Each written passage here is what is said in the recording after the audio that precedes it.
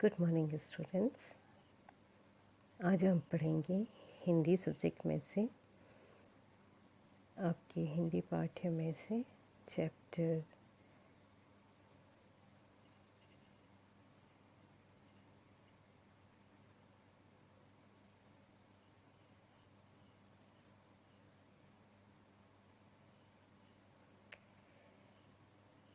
Good morning students. आज हम पढ़ेंगे आपके हिंदी पाठ्य पुस्तिका में से चैप्टर 4 भारत रत्न डॉक्टर कलाम। आज हम इसे एक्सप्लेन करेंगे। तो हम देखने जा रहे हैं आज अब्दुल कलाम जी की बहुत शॉर्ट में जो बातें बताई गई है, इसे हम आपके सामने रखेंगे। ओके, तो चलिए स्टार्ट करते हैं। चैप्टर 4 भारत रत्न डॉक्टर कलाम। डॉक्टर APJ अब्दुल कलाम आज भारत में ही नहीं सारे विश्व में विख्यात है।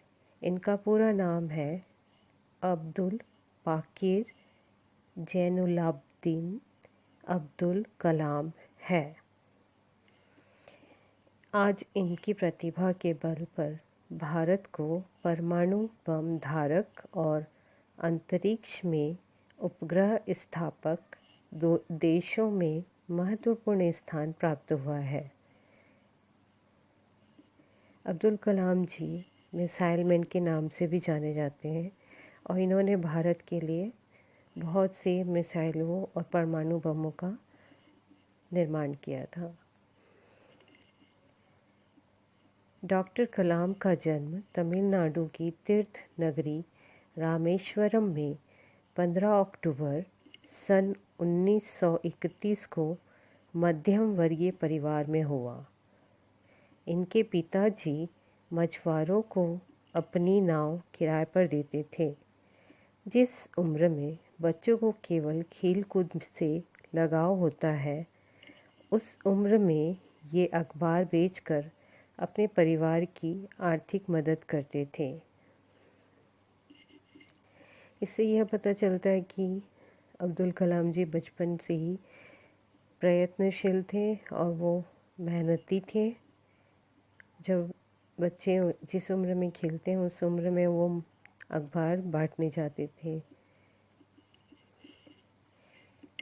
इनकी प्रारंभिक शिक्षा स्वॉर्ड हाई स्कूल रामनाथपुरम में हुई।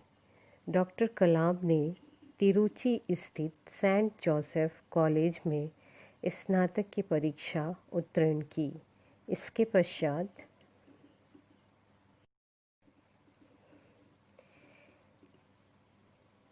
IIT चेन्नई से एरोनॉटिकल इंजीनियरिंग में उच्चतम शिक्षा प्राप्त की।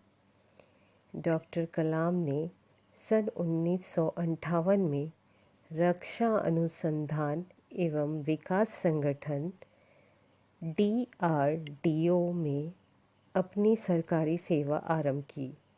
यहाँ इन्होंने 5 वर्ष तक परिश्रम किया। इसके बाद सन 1963 में ये भारत अंतरिक्ष अनुसंधान संगठन इसरो में आ गए और SLV-3 के परियोजना निर्देशक बन गए। इनके निर्देशन में भारत के प्रथम उपग्रह प्रक्षेपण यान के प्रबंधन का कार्य पूर्ण हुआ। सन 1982 में ये पुनः DRDO में आ गए। यहाँ आकर इन्होंने स्वदेशी प्रक्षेपवस्तु के विकास के लिए एकीकृत प्रक्षेपास्त्र परियोजना को मूर्त रूप दिया। यह तमन्ना इनके मन में बहुत पहले से थी।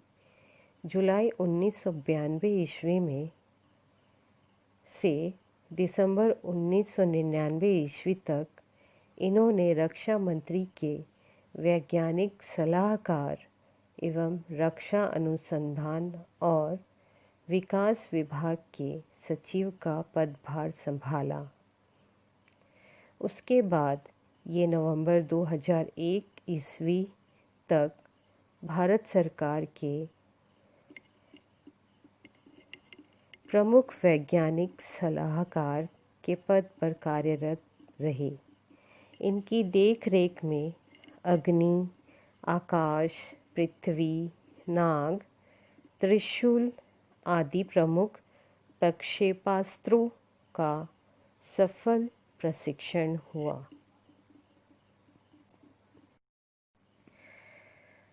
अब्दुल कलाम जी अपने कार्य में बहुत निपुण थे। उन्होंने बहुत से सालों तक के DRDO में अपनी सरकारी सेवा दी। वो वहाँ पर कार्य करते थे और उन्होंने भारत को बहुत से मिसाइल्स बना कर दिए, जैसे कि आकाश, अग्नि, नाग, त्रिशूल। ये सारे मिसाइल्स जो है अब्दुल कलाम जी ने ही बनाए थे और उन्होंने काफ़ी समय तक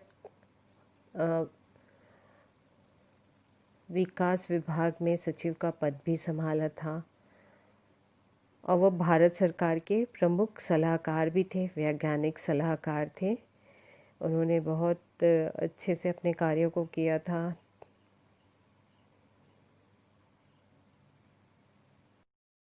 वे वहाँ निर्देशक भी थे।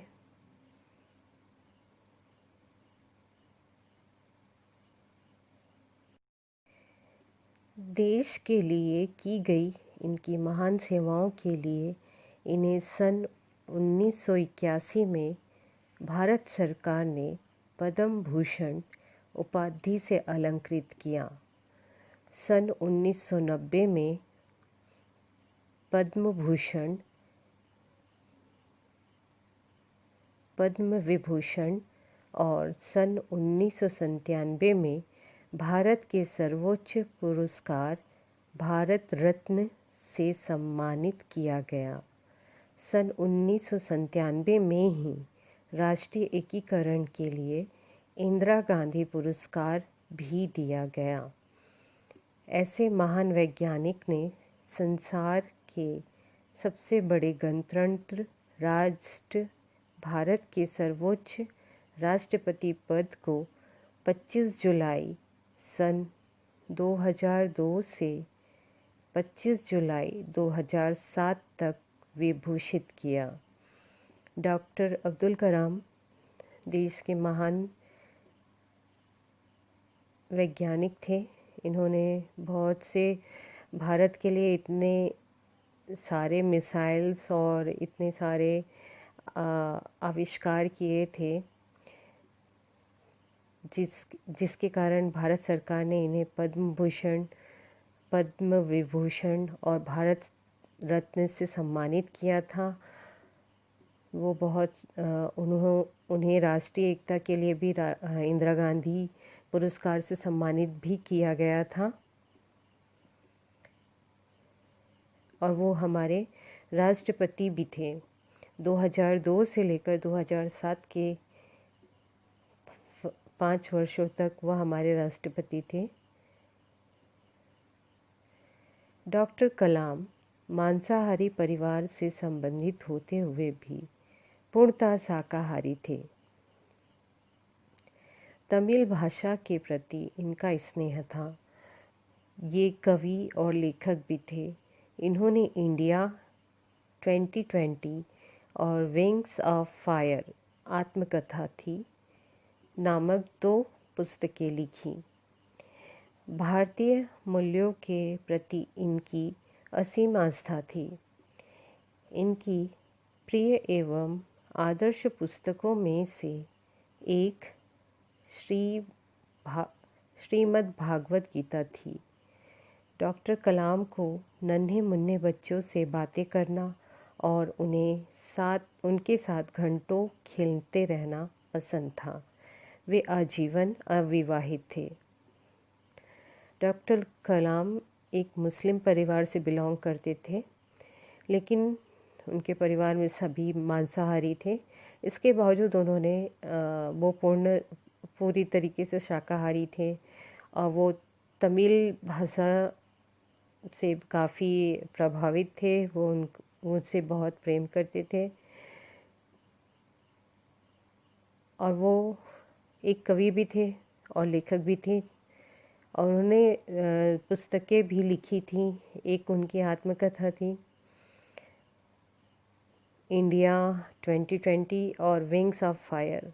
ये इनकी आत्मकथाएं थीं जो इन्होंने लिखी हैं और वो विशेषकर बच्चों के बीच में काफ़ी अच्छे से थे, सहज थे, बच्चों को बहुत प्रेम करते थे, उनके साथ उनको रहना अच्छा लगता था।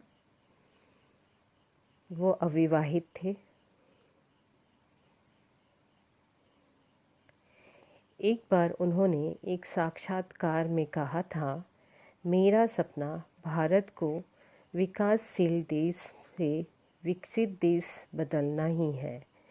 इसके लिए 3 शर्तों को पूरा करना होगा। सबसे पहले भारत को आर्थिक रूप से मजबूत होना होगा। दूसरे, राष्ट्रीय सुरक्षा और तकनीकी क्षेत्र में पूरी तरह आत्मनिर्भर बनना होगा। तीसरे, विश्व स्तर पर शीर्ष स्थान का दर्जा हासिल करना होगा। इनका लक्ष्य भारत को स्वर्णिम उन्नति के शिखर पर पहुंचाना था।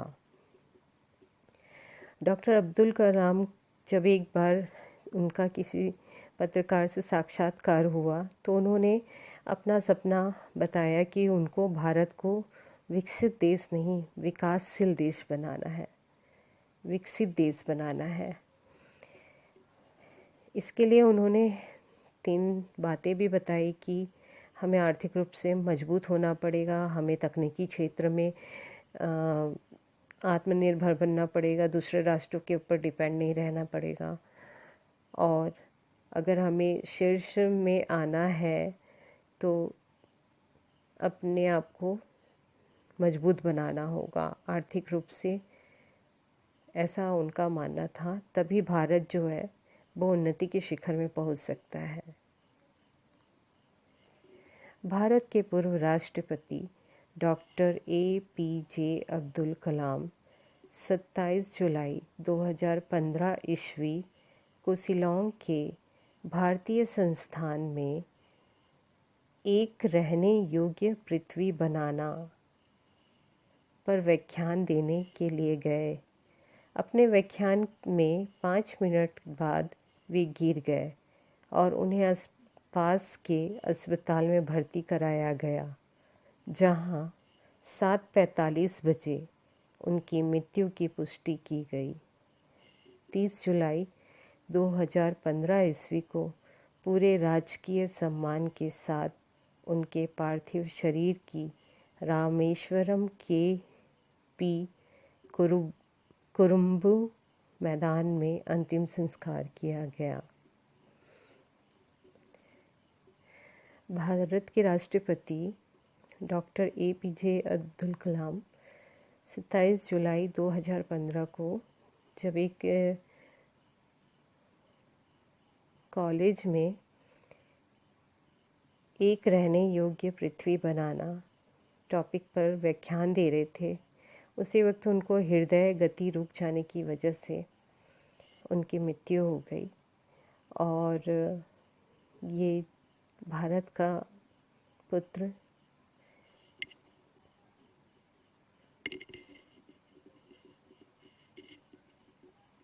भारत का एक अनमोल रत्न हमसे जुदा हो गया। उनके शरीर को रामेश्वरम में ही अंतिम संस्कार किया गया।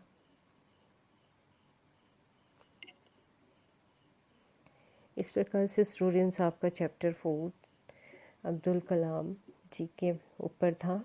ये उनकी बहुत शॉर्ट में दी हुई बातें थी।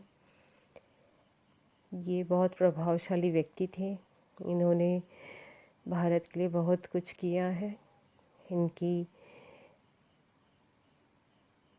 इनकी प्रतिभाओं से भारत आज भी विभूषित है। इन्होंने भारत का नाम उच्च स्तर तक के लाने की कोशिश की और वे अपने कार्य के माध्यम से पूरे विश्व में प्रख्यात थे। ना कि सिर्फ भारत में, वो मिसाइल मैन के नाम से जाने जाते थे और उन्होंने बहुत सारे मिसाइलों की निर्माण की थी। Okay students, thank you.